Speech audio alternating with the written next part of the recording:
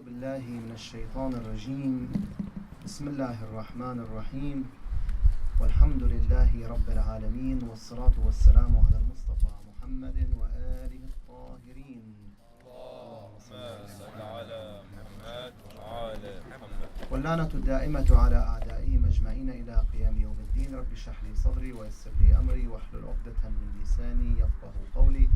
السلام عليكم جميعا ورحمة الله وبركاته. Allah subhanahu wa ta'ala says in the Holy Quran, وَأَنَّهُ هُوَ أَضْحَكَ وَأَبْكَى. Surah Al-Najm is an intriguing chapter in the Holy Quran that touches upon vital topics. It speaks about the successorship of the commander of the faithful, Ali, peace be upon him, about the infallibility of Rasulullah sallallahu alayhi wa alayhi, about the dominance of Allah subhanahu wa ta'ala, how Allah azza wa jal has dominance over all beings and all creatures in existence. In this one chapter, Allah subhanahu wa ta'ala presents several verses that manifest the rububiyyah of God, how Allah azza wa jal manages the affairs of the human beings, the affairs of the universe in general. Before we continue, it's interesting to hear Imam al-Sadiq alayhi salatu wasalam mention the fadl, the importance of this surah and the effect of Surah Al-Najm. Surah Al-Najm is one of the shortest chapters in the Quran, much shorter than Baqarah or Ali Imran or Surah Al-Nisa. Yet you realize that the effect of this surah is great. One of the beautiful facts about the Holy Quran is that the short surahs, the short chapters, aren't any less important than the long chapters.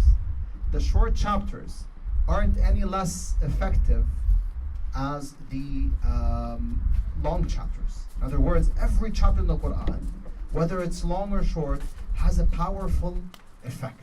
For example, Allah subhanahu wa ta'ala tells the Prophet sallallahu alayhi wa alayhi in the Holy Quran that he bestowed two blessings upon him. It says, وَلَقَدْ آتَيْنَاكَ سَبْعًا مِنَ الْمَثَانِي وَالْقُرْآنَ الْعَظِيمِ.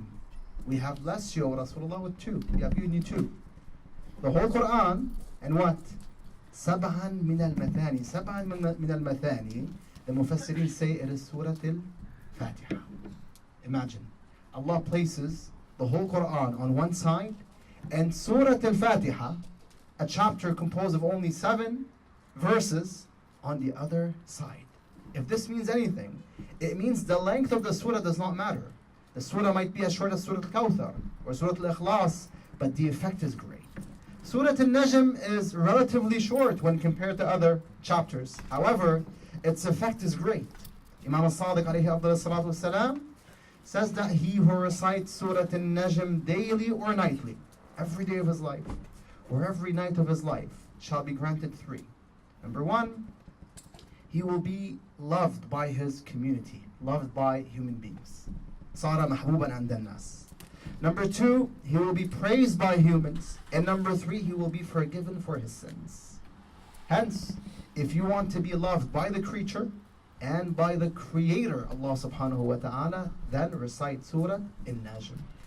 In the last verses of Surah Al-Najm, Allah mentions several verses that are prescribed in the Tawrat, in the books of Musa alayhi salam, and the books of Abraham. One of those verses is the following: وَأَنَّهُ هُوَ أَضْحَكَ وَأَبْكَى, which means that it is He who makes men laugh and makes men cry. Allah reminds you that He is the one who makes human beings laugh, and He is the one who makes them cry. What does Allah mean when He says this? Ultimately, I know that when I laugh, it's me who's laughing. And when I cry, it's me who's crying. Allah Azza wa Jalla is not forcing me to cry or to laugh. So why is it that He's saying, I am the one behind the laughter and I am the one behind the crying? وَأَنَّهُ هُوَ أَضْحَكَ وَأَبْكَى. The Mufassirin of the Quran come forward and present several interpretations. The first one says that Allah Azza wa Jalla is saying, I am the one who enabled the human being to cry or laugh. I am the one who gave him the power to cry or laugh. Hence, I am the one who made him cry or laugh. The second interpretation says that Allah subhanahu wa ta'ala is the one who creates the reason, or let's say the cause of the laughter or the cause of the crying. In better terms, Allah creates the circumstances that cause you to laugh or cry. Take the example of life and death. When a person is born, what do you see? When a baby is born, the baby's crying, but his family members are rejoicing. They're laughing. They're rejoicing because this individual has been born. They've been blessed with a newborn. Whereas when a person dies, when Allah subhanahu wa ta'ala takes the soul of an individual to the other realm, what happens? You realize that his family members, his companions, his relatives, his colleagues cry over his death. Allah subhanahu wa ta'ala brought the individual into this world, hence he caused people to laugh. And Allah subhanahu wa ta'ala took his soul out of this world, hence he caused people to cry. So the second interpretation says, Allah Azza wa Jalla is the one who creates the circumstances that lead, that cause laughter or crying. وَأَنَّهُ هُوَ أَضْحَكَ وَأَبْكَى. This verse in reality reminds us of an important point, and that is happiness and grief are an essential part of life. When Allah tells you وَأَنَّهُ أَضْحَكَ وَأَبْكَى, He reminds you of happiness and He reminds you of grief. These two compose an essential part of your life, of every person's life.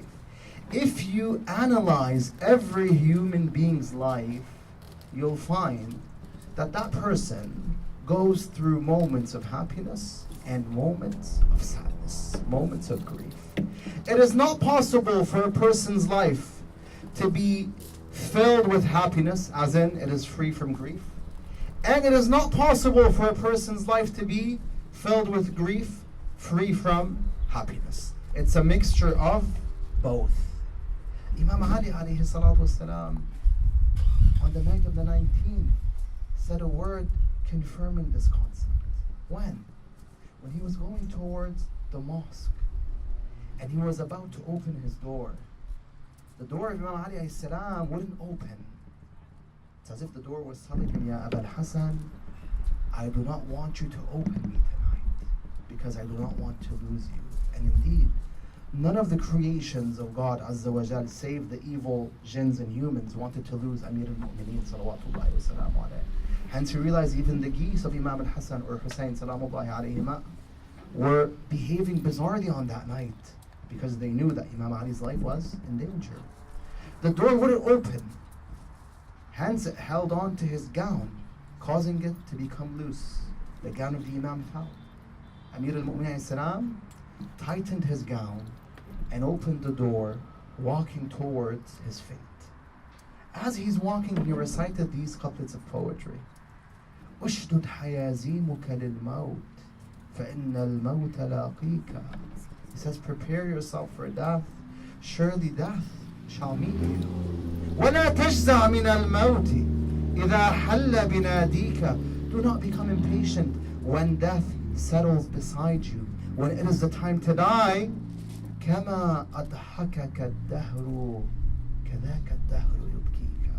Just as life made you laugh, one day life will make you cry. Happiness and grief are an essential part. They compose essential parts of our lives. The question is, why does a human being have to go through moments of happiness and moments of grief?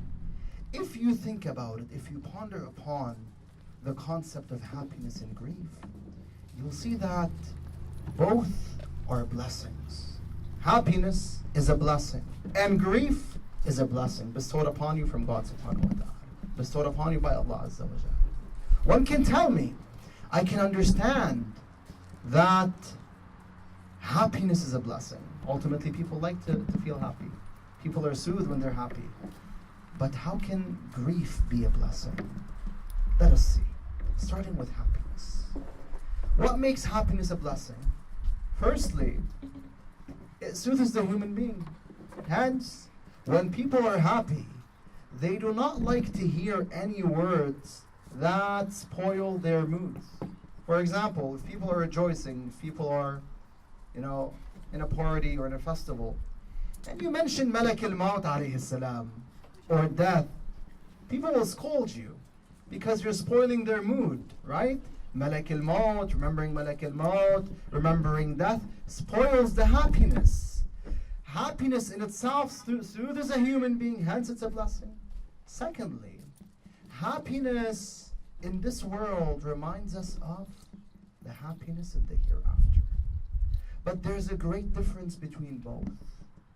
The happiness in this world is what? It is temporary. Whereas the happiness over there is permanent. Secondly, the happiness here is mixed with some sort of pain or hardship. For example, if you go to Wonderland, many people like to go to Wonderland, and you spend the day there, you have fun, you rejoice, but at the end of the day, you feel exhausted. You feel an amount of pain. And that is how this world, this is how this world works. Every type of happiness is mixed with a type of sadness. Every type of ease is mixed with a type of hardship. But in heaven, the happiness over there is free from hardship, pain, or agony. Hence, happiness here is a blessing because it reminds you of what awaits you in heaven. Thirdly, when you are happy, you start to enjoy your life. Hence, it pushes you to do what? It pushes you to thank Allah subhanahu wa ta'ala. Thankfulness is in reality one of the greatest weapons of a believer. Thankfulness, shukr, is one of the greatest weapons that a believer can use to behead his own devil. Let me give you an example. Because at times we tend to belittle thankfulness. We don't understand the importance of thanking Allah subhanahu wa ta'ala. Imam al-Sadiq alayhi salatu wasalam comes forth and says that the Prophet sallallahu alayhi wa alihi wasallam said,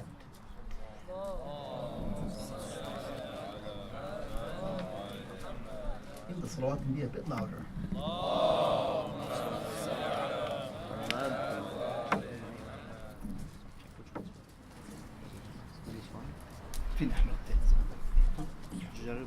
Ya Allah.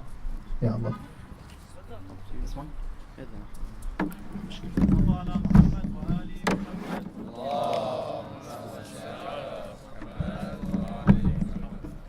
Fourth salawat, please.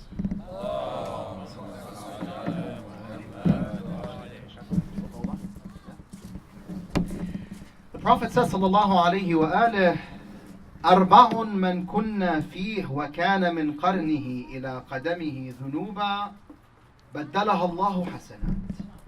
Says, if a person holds 4 traits, Allah subhanahu wa ta'ala won't only forgive him for his sins, no, Allah azza wa jal will change his sins into good deeds.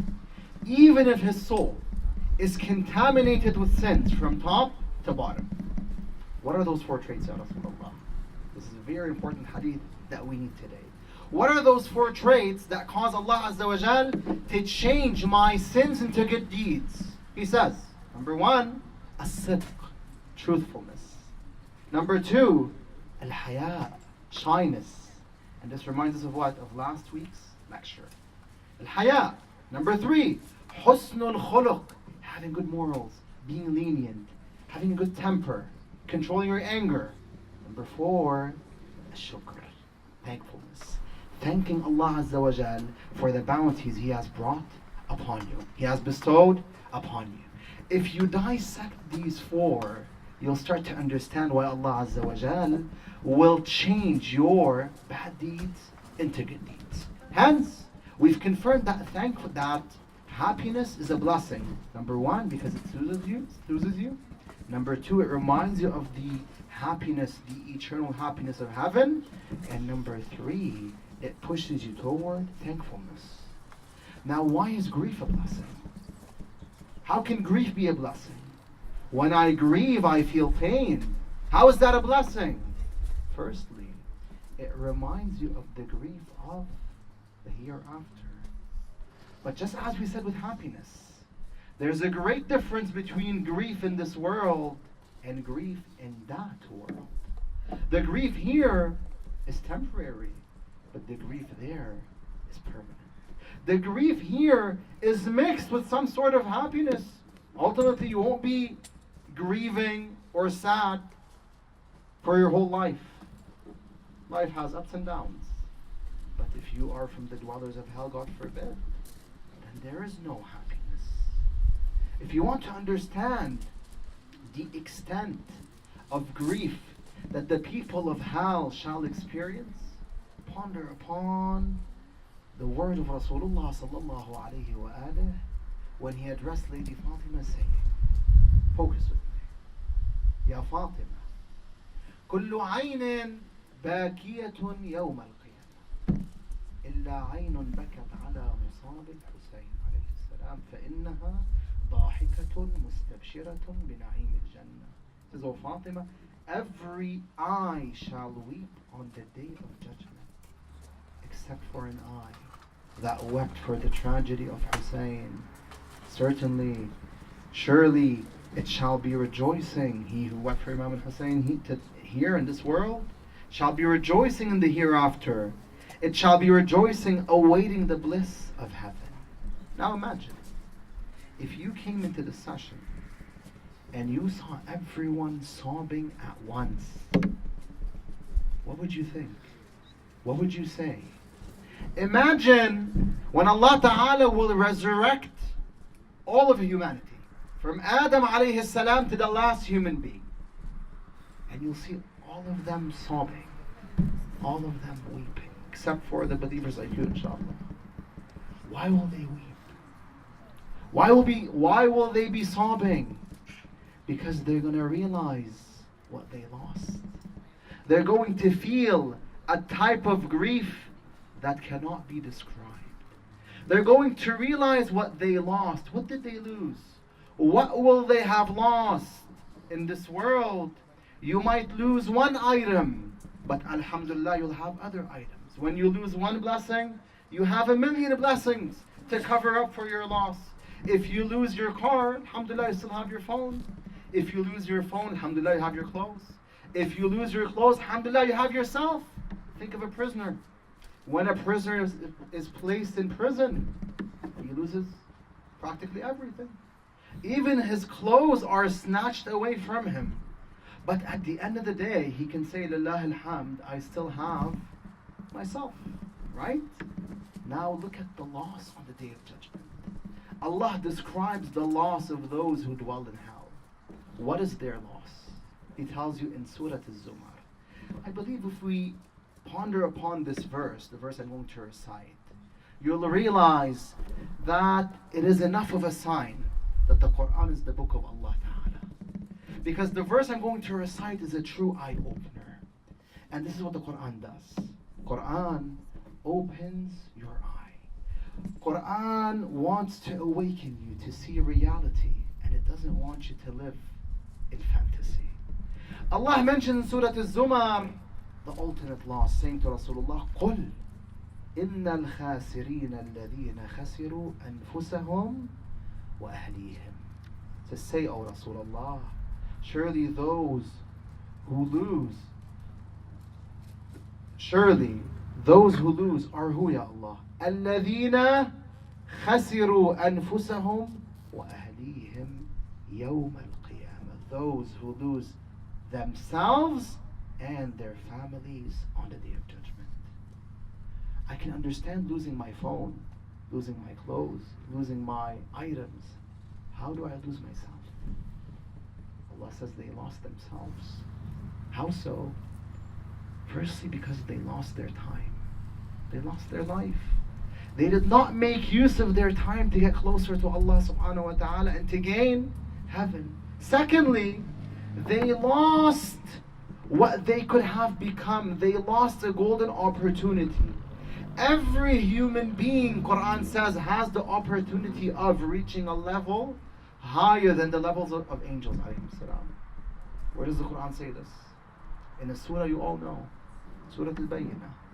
إِنَّ الَّذِينَ آمَنُوا وَعَمِلُوا الصَّالِحَاتِ أُولَٰئِكَ هُمْ خَيْرُ الْبَرِيَّةِ. Those who believe and perform good deeds are the best of God's creations. Every human being can reach that level. Every human being can be a believer who performs good deeds. Hence, every human being can be not the best angel, not the best human, the best of Allah's creations.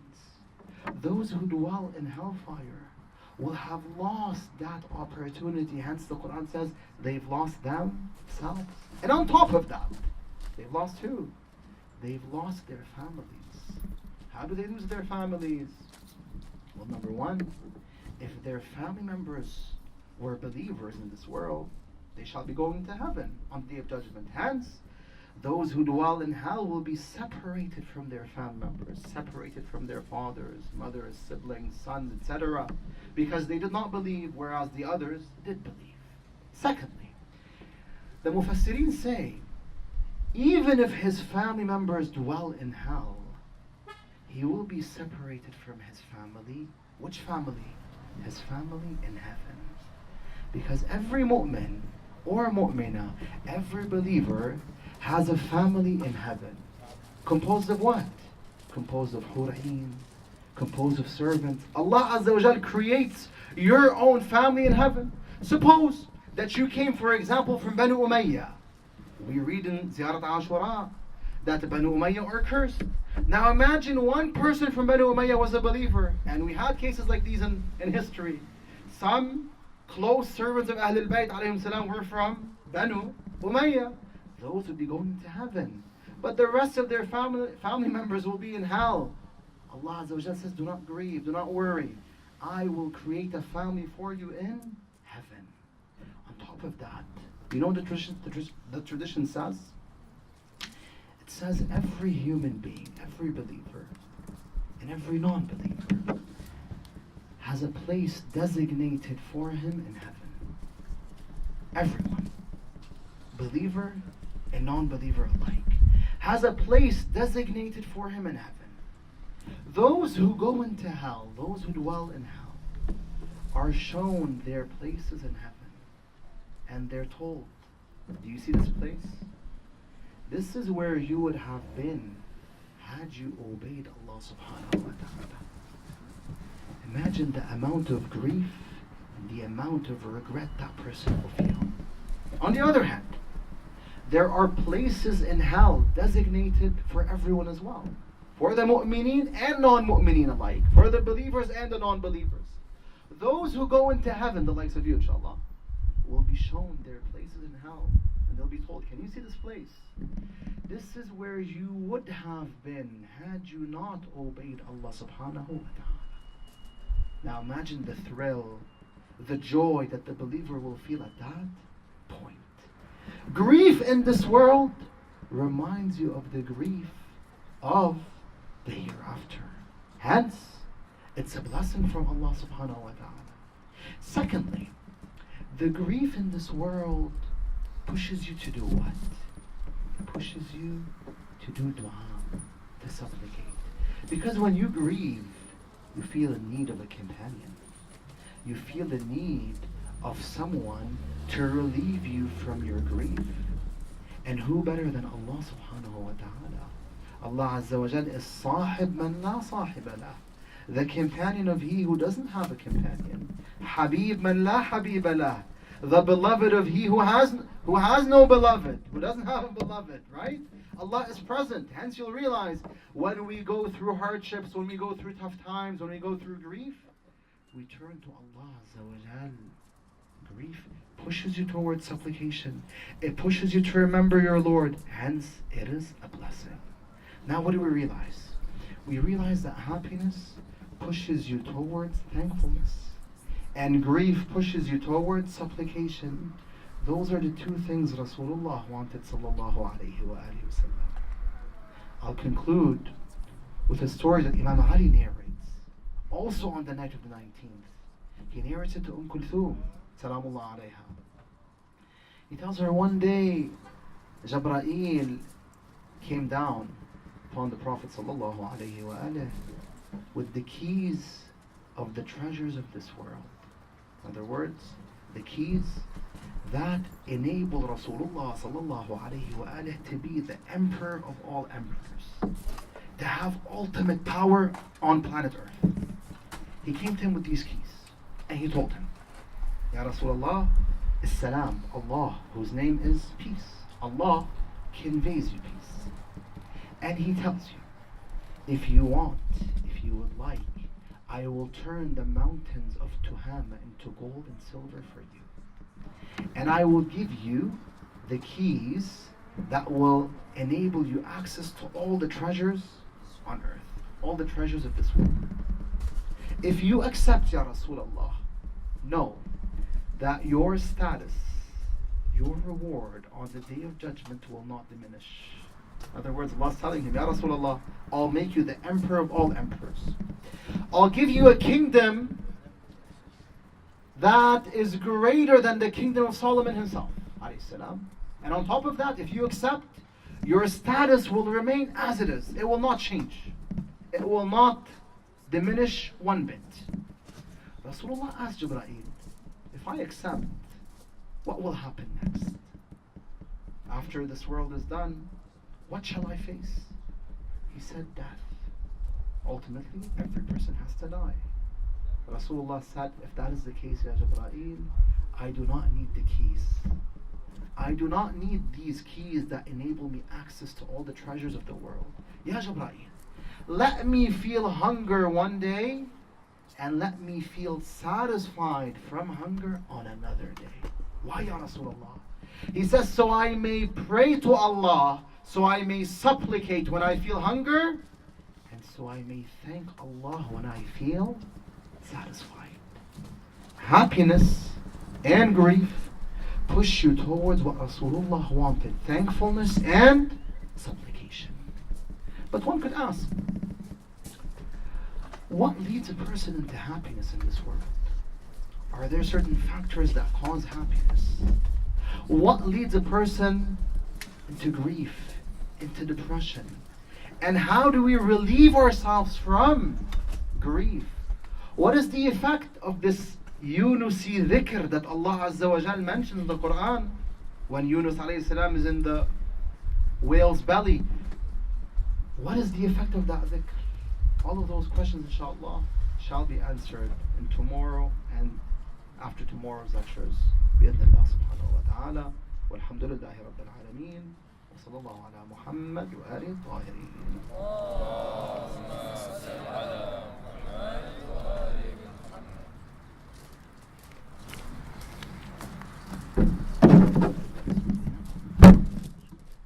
Thank you, Sheikh, for that wonderful lecture. Now I'd like to call up Brother Sheikh Mahdi Mohamadpour so we can kick off our discussion with a loud salawat ala Muhammad wa ali Muhammad. اللهم صل على محمد وآل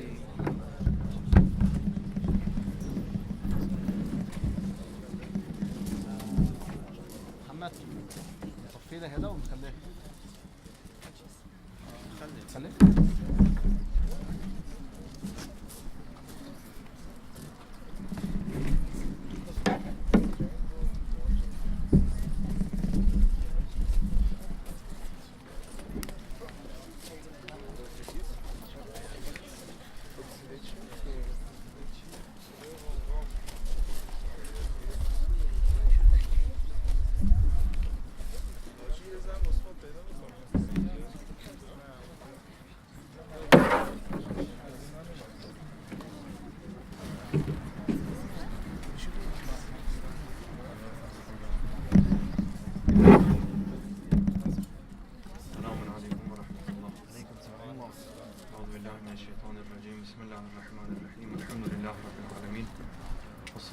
رسول الله وعلى آله وصحبه أجمعين.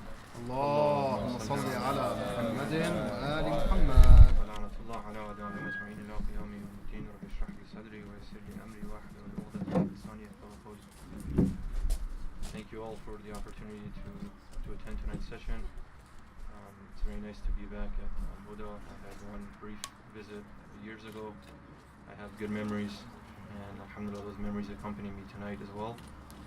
To kick off the discussion component, inshallah, what I'll do is present for a few minutes just an introduction and a primer to perhaps some of the more esoteric dimensions of issues of, I wouldn't call it mental health, but perhaps issues of identity within the Islamic tradition.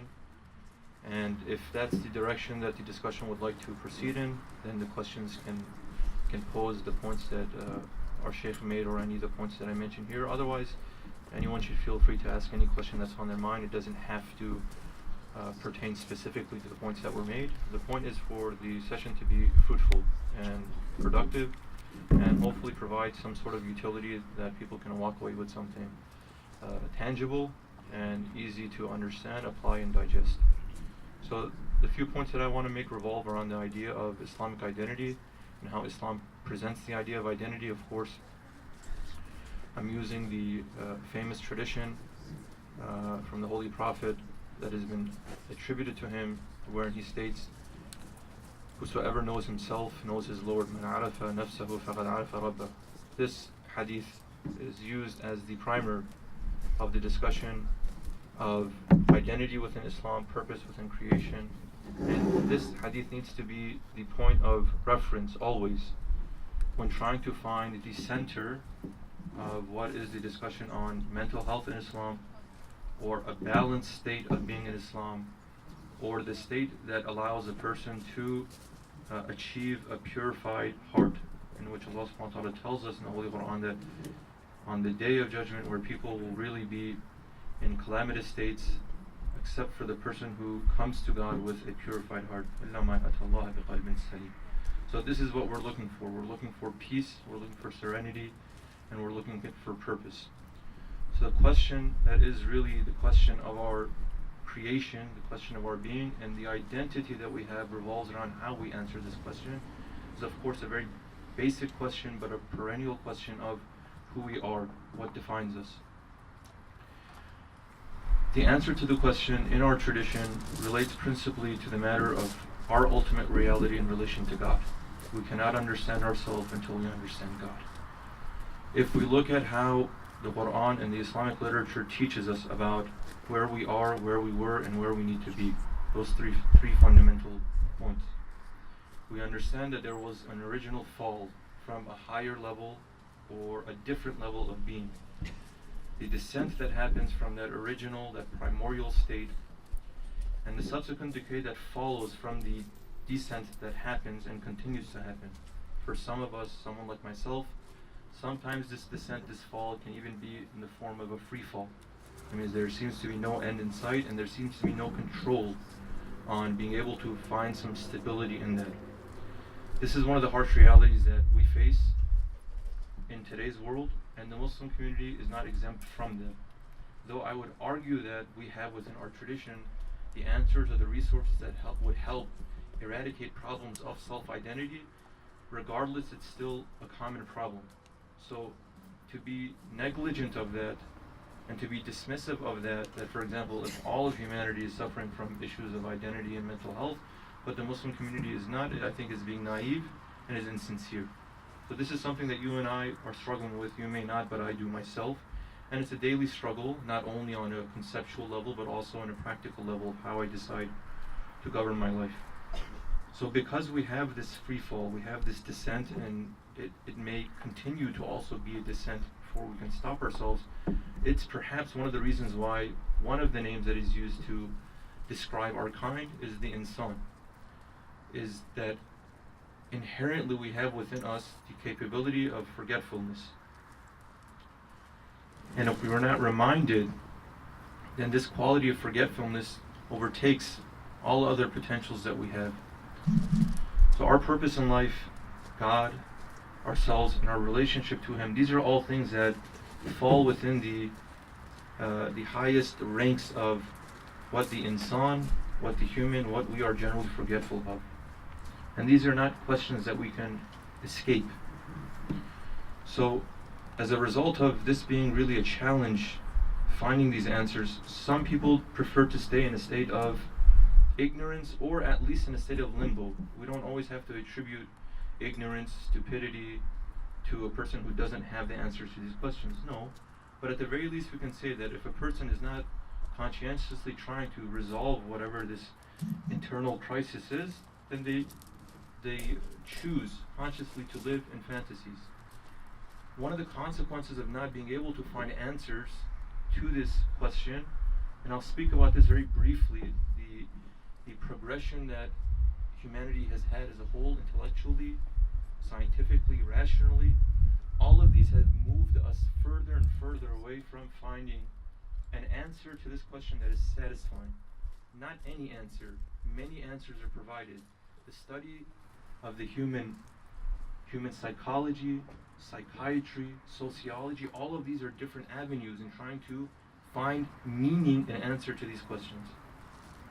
So it's not like no discussion has happened, there's no discourse. There is.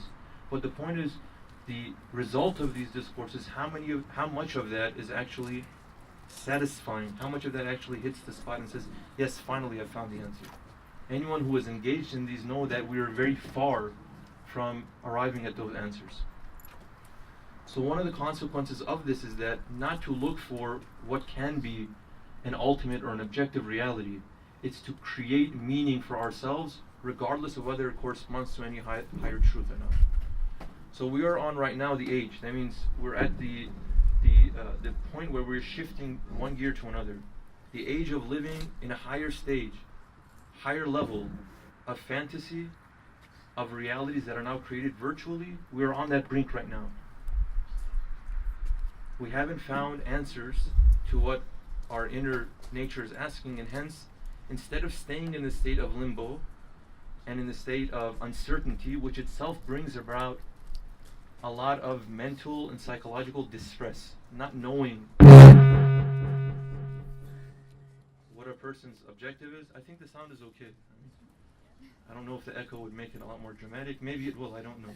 If that will help. And not knowing these answers, that itself brings a level of grief. It brings a level of, if you want to call it depression, if you want to call it uncertainty, whatever. He added the echo. Yes, the sarcasm was not well received. Okay. So because of these things, sometimes we prefer, or society prefers, to create virtual realities. That means create realities that are not real, but at the very least give us some sort of peace, some sort of happiness. Okay. I guess let's use the opportunity to recite a salawat on Muhammad.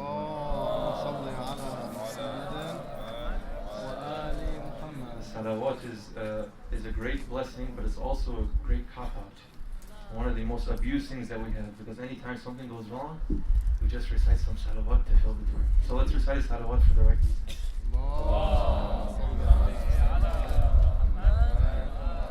Okay, so the tradition that we have available to us, tradition is meant to provide perspectives concerning every kind of reality. At the same time, it helps us dictate what the parameters are of each facet of our existence. So through this divine equity and through this balance, we're meant to first have an understanding of the self, so human psychology. Islamically, this is one of the points of discussion and dispute, whether we have Islamic approaches to the humanities. Do we have an Islamic psychology? Do we have Islamic psychiatry? Do we have Islamic counseling? Do we have Islamic economics? Do we have all of these things are under discussion and contention. The point is that what the tradition tells us, what Islam tells us, is that it has answers, and I think what it speaks about primarily is to help understand the self. So every Muslim has to go through one stage of self-acknowledgement, of illumination internally, to understand what the insan, what the human is all about. So the tradition teaches us, while we have emotions, and while we have different psychological states, which we often identify, and sometimes we use one state or one emotion to be the primary point of identification, which itself is problematic. the tradition tells us that these emotions or these psychological states independently are not necessarily what determine ourselves and our identity in the deepest sense. So what it's trying to say is that we have emotions and it's acknowledging of them. The emotions need to be regulated, they need to be controlled. And just as we have emotions, we have other potentials as well. We have the imaginative state of the human. So this is now one principle of the Islamic psychological conception. We have emotions, we have the faculties of the imaginative faculties as well. What that does is it creates images. Any sense that we have, be it physical or super physical, it has the ability to come into contact, and it inputs from that, it saves from that any sort of connection, any sort of relationship, any sort of activity that it has in the form of some image, some form. And those are then saved into the memory, what we call the memory in psychology. What the memory is a collection. It's a collection of all of these imaginal experiences that we've had. And what the inner self does now, it uses the memory to create new things. The imagination is essentially this. The imagination is a repository of all of the things we've experienced in our life, and also a sense internally that takes that and starts creating things with it. So it has the ability to create from what you have in yourself new things now, new realities and new images. It's similar to some of the things we do when we're dreaming. When we're in a state of sleep, it uses that repository of things we've experienced, things we've seen, things we've heard, and now it takes that and it creates things with that as well. So one point to take away from this, and as far as the Islamic psychological behavioral component is concerned, is that there needs to be control and there needs to be filters in what we experience with each of our senses. That means what? That means if the mind is creating images and is storing them eternally into the self, and those are shaping the form of the soul and what the soul is producing internally itself in the form of images and thoughts, that means that we need to be extremely selective in the things that we interact with. That's what the Quranic teachings and Hadith tell us. When it says to control the eyes, control the ears, control the tongue, the hands, like all of those things, essentially what it's saying is that if you can regulate the experience that you have, then the products that you will produce internally, the thoughts you will produce, and the abilities that you have as far as your state of being, your mental state of being, your emotional state of being, and your psychological state of being will all be dictated by those experiences. If a person is protective over those things, the Quran ensures that their mental state of being will be far superior for the person who has no filter. So this is a conclusion that we can come to now. And it's a truism within Islam. If a person is not controlling of the things that they engage with, whatever you see, think of it like this. Any input that I put within, through my eyes, through my ears, through my tongue, through my hands, whatever, it will become now a part of me. My soul is the collection and the amalgam of all of the things I see, I hear, I say, I taste, I do. I am nothing outside of these things. And my thoughts are the product of the inputs that I put into my soul. So, I can't lie and expect my soul to produce the same things of a person who is truthful. I can't backbite or be listening to backbiting, speak badly about somebody, gossip, spread misinformation, spread information that has not been verified about someone or something, and expect that I have similar spiritual states to a person or similar mental states to a person who is controlling and protective over these things.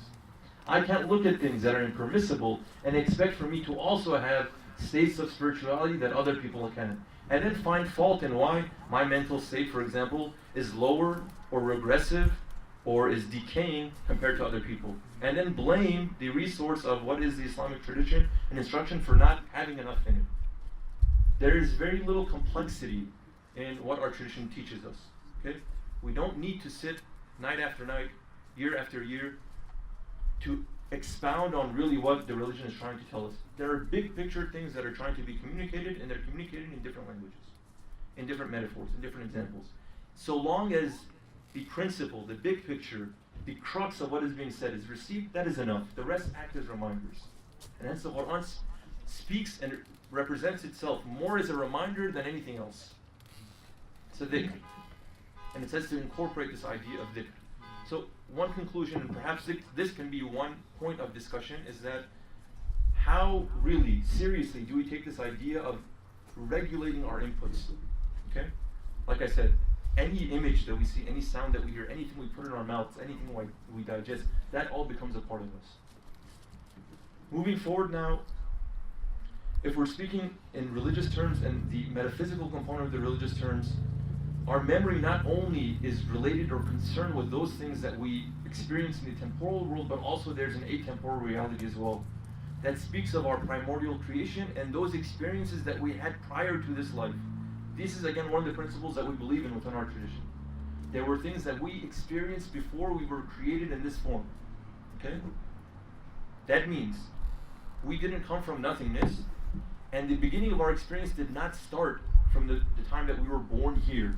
There was a truth, there was a reality prior to that.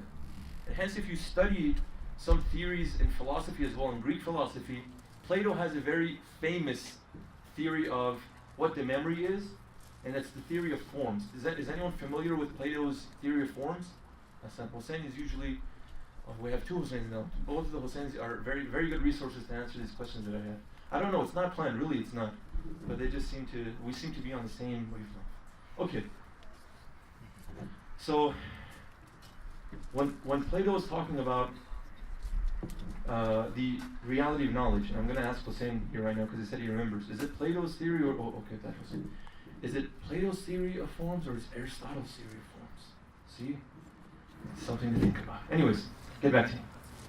When Plato speaks about the reality of knowledge, he presents it as being a recollection of truths, wherein all of these things are embedded within man or woman, and what they do in the experience of life is they recall these. And however better a person is able to recall these truths, the higher they are in a state of being. The Islamic tradition also has the concept of the dhikr and the remembrance as well.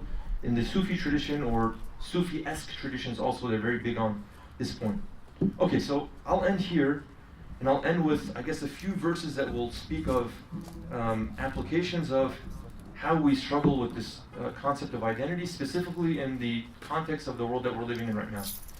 In the search for meaning of life, for the most part, traditions that have distanced themselves, or schools of thought that have distanced themselves from a religious worldview, have extended their pursuit and journey of finding meaning in life. Many of them have resulted in no meaning for life.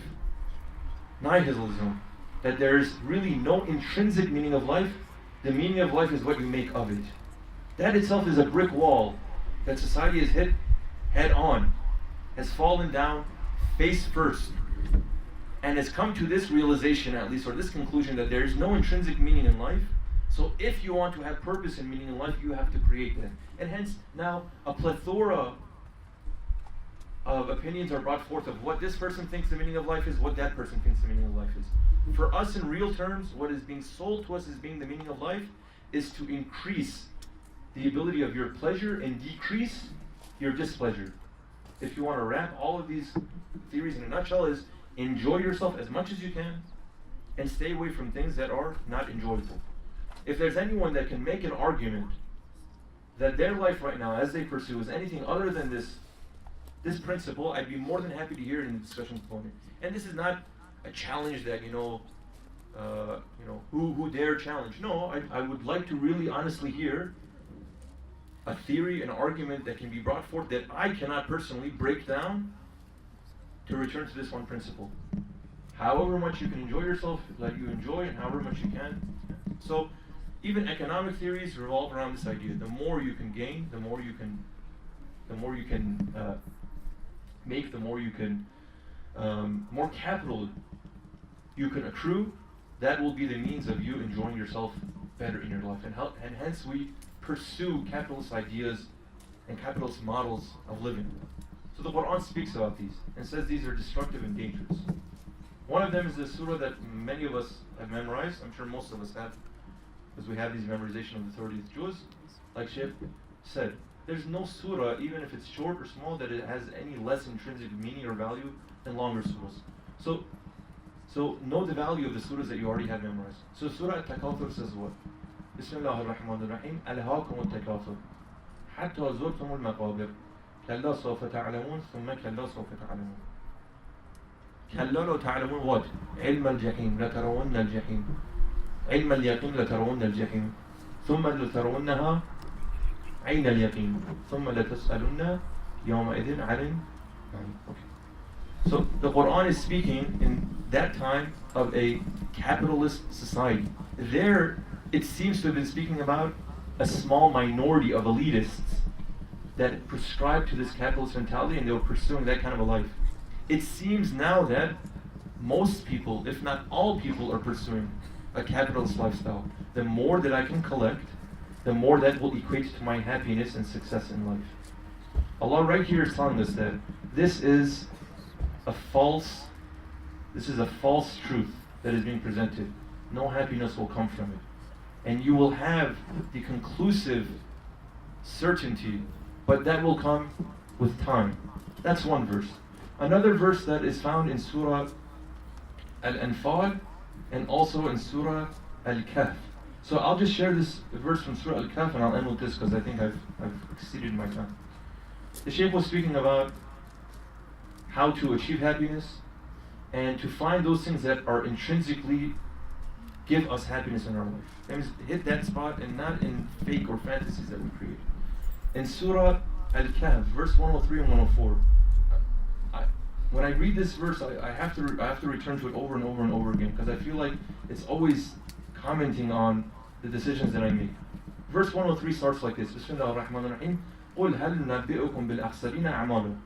Say, shall I inform you of the person who is the biggest loser in their life, or in the acts that they perform? الَّذِينَ ضَلَّ سَعْيُهُمْ فِي الْحَيَاةِ الدُّنْيَا. It's a person whose efforts in this life and in this world are misguided. وَهُمْ يَحْسَبُونَ أَنَّهُمْ يُحْسِنُونَ صُنْعًا. But at the same time, they're under this mentality that what they're doing is correct. So for many of us, we are taught these things. That what defines happiness, what defines success, what gives us identity are these concepts. And you and I, without thinking about them, without being critical, and again, this is not a criticism of you per se, but it's a criticism of the state of affairs right now. We blindly accept because the majority of people are doing these things. Okay? If we want to be honest, let's think about the things that we've done so far in our life and what are the plans moving forward. Okay? Honestly. If you're in school right now, the goal is to finish school and get a degree. To whatever level of education you need to then secure yourself a job. The hope is to get the best job that is not only enjoyable but also will result in the most income. And then once you've secured the most income, what are you going to do with it? You're going to spend your income in a way that brings most happiness and pleasure to you. Is there anyone's life goals that is different from this? You don't need to raise your hand right now. Of course there are. But in the discussion we can speak about how that is the case and what are the struggles of a person who is working against the tides, because that's really what's happening. So in Islam, to conclude, the issue of mental health is seen as one that is not only connected to our atemporal reality and nature, revolves around this hadith of man arafa nafsahu faqad arafa rabbah, and finally is proactive in nature. Islam's position has always been being proactive. It's less about resolving the problem after a person has fallen into the well. It's more about opening your eyes to make sure you don't fall into the ditch to begin with. There are solutions for a person that has made a mistake, sure. But the point is not to alleviate the mistake with more mistakes. Islam is never about popping pills to alter your mental state of being, to create for yourself a virtual reality and saying that everything is okay. It's never about that. It's about finding balance and equity of the holistic self and of the holistic human. And through the practice of Islamic teachings, if you don't want to think about it in the terms of obedience, don't. If obedience itself strikes something within you that brings about a rebellious nature in yourself, that's fine. God at this point could care less if you characterize what you do as obedience to Him. So long as you are obedient to yourself, and obedient to yourself meaning what? Returning to this hadith, man arafa nafsahu, whatever you can do to help better understand yourself, that is hopefully grounded within the Islamic tradition, that was what will be productive. Afterwards, you will obviously have a realization, an epiphany of the relationship between you and God. That may be something for a later time. Walhamdulillah Rabbil Alameen.